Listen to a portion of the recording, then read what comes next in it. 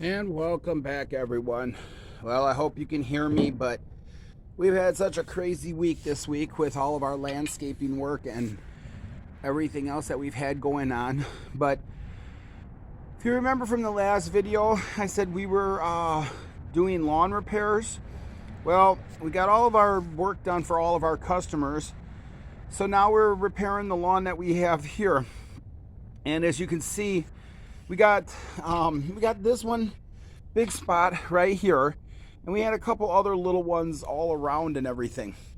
But what we're gonna do is I'm gonna just show everybody on the big one here how we've been doing our lawn repairs and how simple it is to do it. So like, if you have any areas like this in your yard where you've had like snow damage, plow damage, salt damage, anything like that, and I know the majority of this one here was caused by salt damage. Well, the first thing you want to do is you want to kind of get that raked up and get it taken care of. So hopefully you can see what I'm doing here, but I'm going to come out here and I'm going to just show everybody. Now, we got this whole area right here, and it's pretty much basically dead. So what I'm going to do is I'm going to take this garden rake that we have with the metal teeth, and all I'm going to do is I'm just going to take the garden rake and I'm just going to kind of rough it up a little bit. And what's going to happen is that this is going to get all the dead out.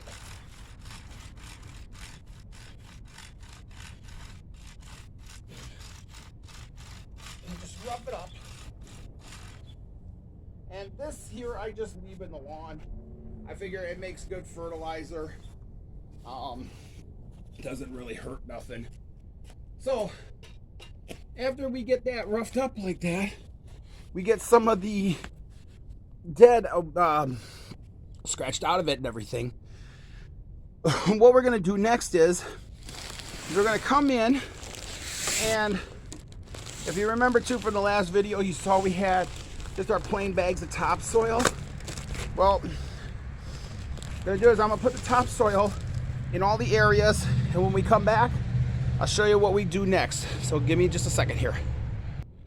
All right, so now I went back after I raked out this one area right here. Like I said, as you can see, I raked it all out just to kind of get the dead up. So then I took my bag of just regular old topsoil. I don't do nothing too spectacular or nothing too expensive. I just want this just to, you know, kind of to help the lawn get started and to get growing and everything. So what I'm going to do is this out so it doesn't kill my lawn. But what I'm going to do is since I've already had some dirt here, I'm just going to kind of come in here and I'm just going to rake this out very lightly, just enough to spread the dirt around and cover the area, because all I'm going to do is I'm just going to give the grass seed then something to start growing in.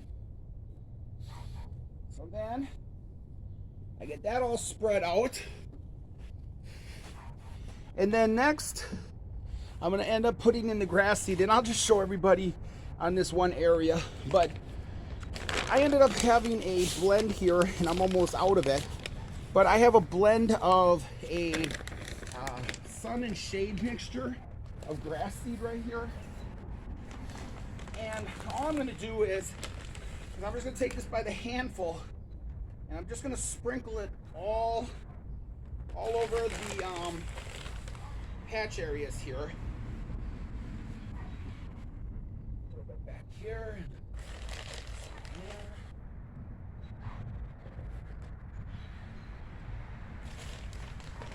And I just got a little bit off camera over here that I'll put some of the grass seed in. And then that's all of my grass seed. So then what I'm going to do is going to take the rake again, and all you're going to do is just kind of like lightly just rake it in and rake it back even again.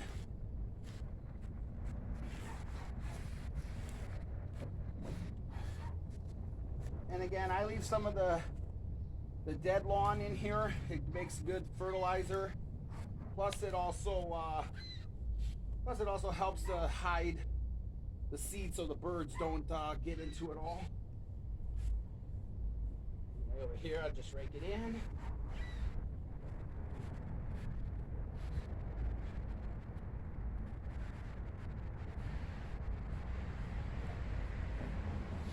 There we go. Now, me personally, I just kind of bend down here so you guys can see me in the frame. Me personally, I've had it where I've had bigger areas than this, and I've ended up using a hay roll, and I'll show you what I mean by that in the back of my truck. But for a little area like this and the little patchworks that we had, I'm not too concerned about worrying about covering it up.